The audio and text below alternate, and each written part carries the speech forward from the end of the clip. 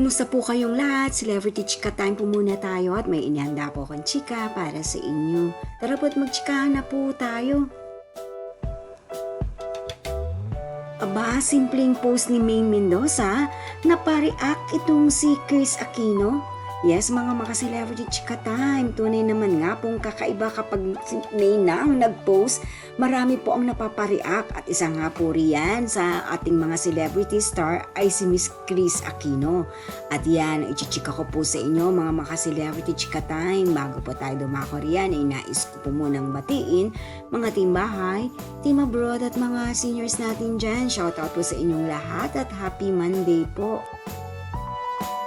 Kamakailan nga po ay nag-update si Maine sa kanyang Instagram account. Nag-post po ito ng kanyang larawan na napakasimple lamang po ang kanyang kasuotan at ang kanyang ginawang pagpo-post dito.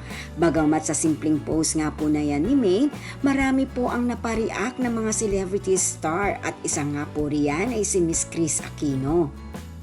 Naayon nga po sa usap-usapan sa social media, napakadalang po raw mag-react o mag-like nitong si Chris sa mga post ng kapwa niya artista. Ngunit kay Maine, ayan at napareact po ito. Ayan nga po kung inyo pong titignan o bubuksan ang Instagram po ni Maine at makikita ang kanyang simpleng post po na yan. At atin nga pong makikita riyan na itong si Miss Chris Aquino o Christina Bernadette Cojanco Aquino ay nag-react at napalike sa kanyang simpleng post.